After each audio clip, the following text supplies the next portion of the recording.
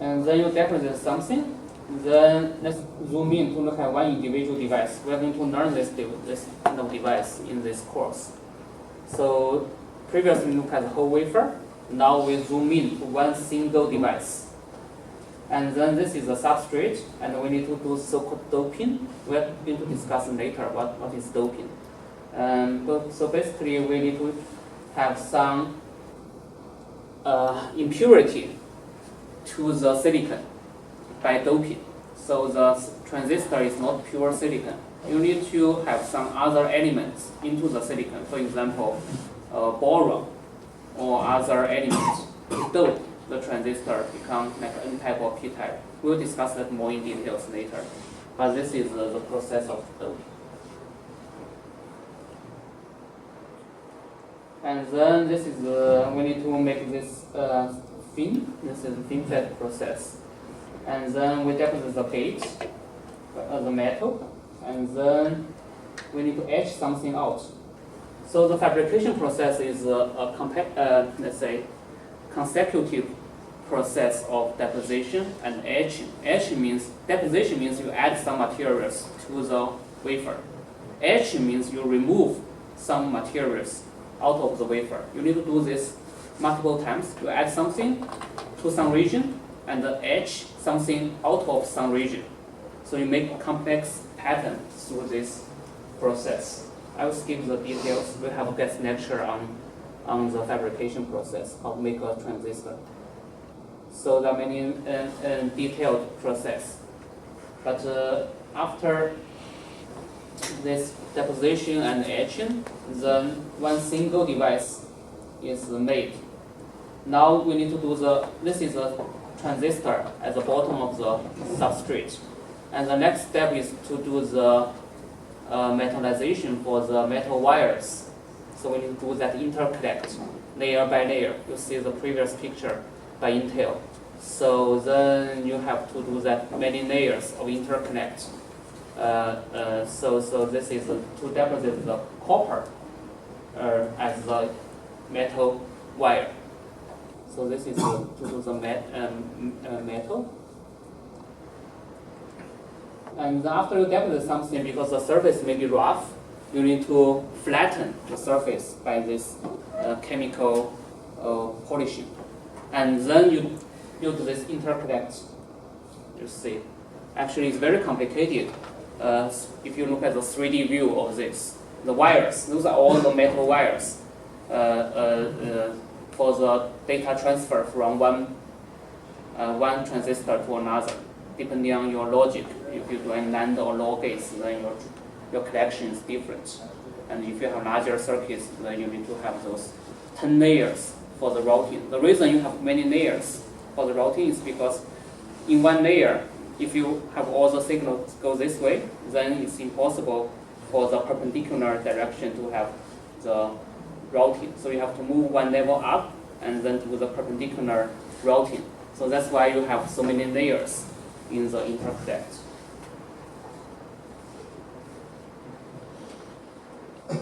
So then this is the interconnect. You may have up to like 12 or 14 layers in the interconnect.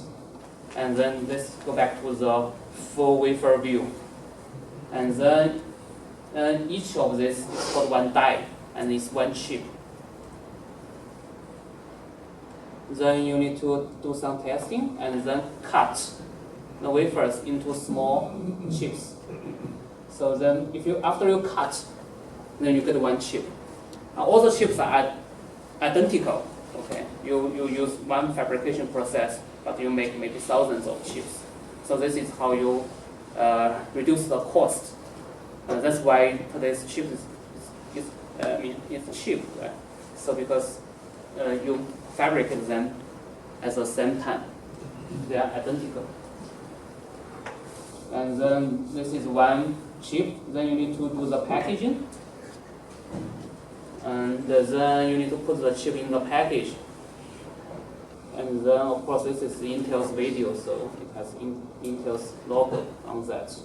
And then you need to do the testing to basically verify the functionality before you send this to the market.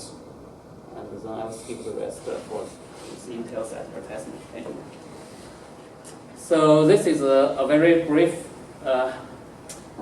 process for making the processor out of sand. So then let's go back to the lecture slides.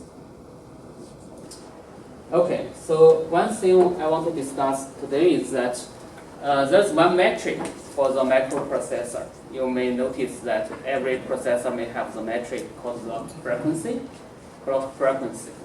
So this is how fast you can run the processor. And here is a historical trend for the clock frequency of the microprocessor. And you can see that it keeps increasing over the years. And I don't know how many of you, maybe a young generation, you don't remember what is 486, what is Pentium, the series of the Intel processor. So anyway, so you see the clock frequency increases over years. But after, let's say, 2003 or 2005, the clock frequency flattened here. And it was almost saturated around like 3 gigahertz. So even today, if you look at the specs of your processor, right, you will find out the frequency is maybe like 1 gigahertz, 2 gigahertz. If you buy high-end processor, you may find like 3 gigahertz. So it does not increase anymore. So with the scaling, the transistor will operate faster. And supposedly you will have higher clock frequency. But why, after 2003 or 2005, the clock frequency saturates? Any idea? Heat and power consumption? Yes, exactly. So this is due to the power density of the chip. You have more transistors on the chip, and if they operate faster, then you are going to generate more heat in that chip. So if you measure the power density, that means the power generated per millimeter per year is the centimeter square of the chip. So this is the power density. You see the increase of the power density over the generations. And here, at 2003 or 2005, it reached like 100 watts per centimeter square. So that means 1 centimeter square chip is going to burn like 100 watts of power. So that will generate a lot of heat.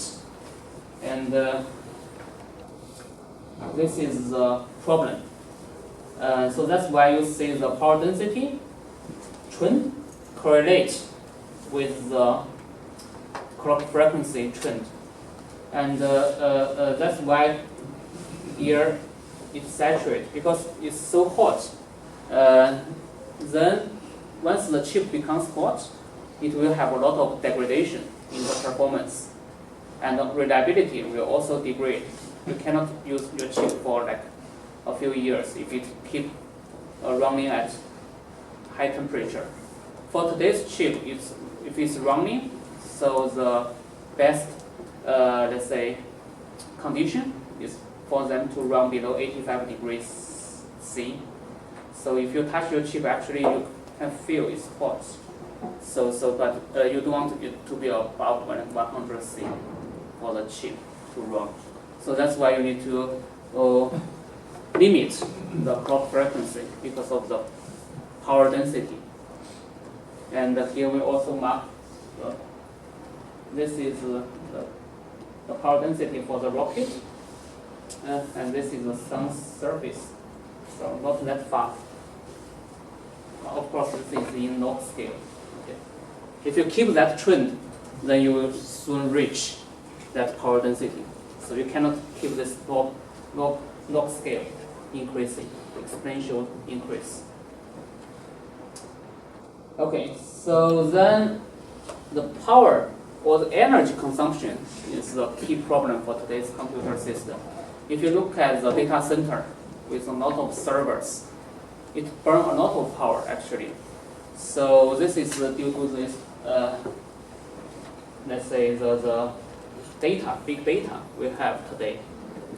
So here it says that the data center in the US can power the NYC, New York City's households for 2 years. So the energy consumption used by the data center, this is even back in 2014. Nowadays we have more and more data centers being built. This is because of the worldwide internet activity we have every day. And you need to process those data, store those data. And every minute, there are so many images, videos being taken or uploaded to the data center, or being viewed, shared by the people. So then this is a very large amount demand for the hardware systems to handle. And here shows the energy consumption by the data centers worldwide or for the US.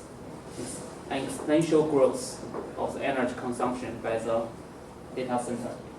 And actually the data center consumes 5% of US total energy consumption.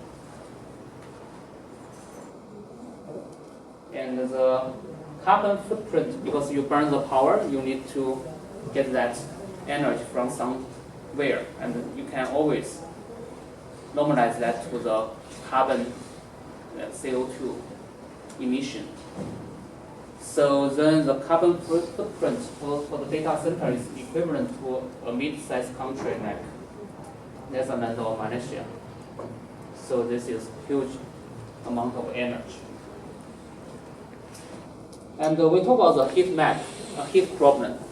But if you look at the processor, the heat generation is not uniform across the chip.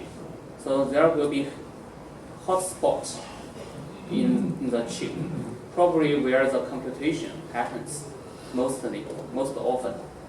So here are some heat map for the Intel processor you can measure.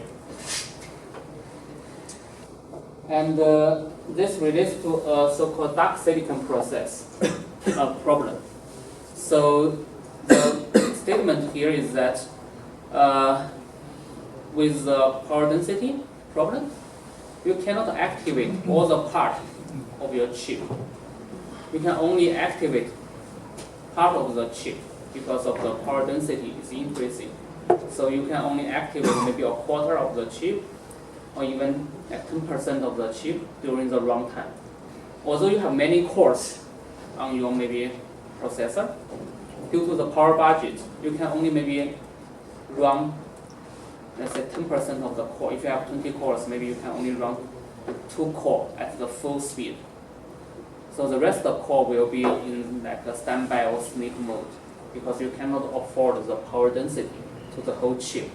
That causes dark silicon problem, because most of the chip will be dark like this, and only part of the chip is active. So there are some proposals to build the data centers in some cold places, because it's so hot. Right? So that's why I think those big companies try to build the data centers in those very cold places. And also people try to cool the chip using some better technology. Of course, you know, in your maybe workstation you have the fan, right? But here people are trying to use the microfluidic channels to cool the chip. So basically you build micro channels to the package of your chip and then flow the liquid like water to carry the heat out of the chip. Okay, so then those are the questions we want to answer in this course. and I will skip that. We are going to discuss the performance, energy, thermal reliability issues of the computer system from the hardware perspective. And if you look at the computer architecture, the von Neumann architecture, we have the processor and memory. So in this course, we are going to discuss the building blocks of the processor, which is the logic gate. And in particular, we will discuss the inverter. But in order to understand the inverter, because the inverter has 2 transistors, we are going to discuss 1 transistor first. But before we discuss 1 transistor, we need to understand the material to build the transistor, which is silicon. And then we discuss the interconnect, because we need to communicate between memory and logic. And then we discuss the memory technologies, how you store the data in the SRAM, DRAM, or flash-based SSD, or hard drive. So those are the contents for this course, because we are going to use those technologies to build the computer system. And here are the topics to be covered. I will skip the lines here. We are going to have more discussions later. So you can refer to this later. And this is the tentative schedule. As I said, this is subject to change. So we will have like around 20 lectures, and we do have some guest lectures on advanced topic. Especially next week, I will be traveling for an international conference. So I will have some guest lectures to talk about some advanced computing concepts, like the quantum computing and the neuromorphic computing. Those are not part of the final exam, but this is for your interest. So any questions before we end this lecture? Any questions?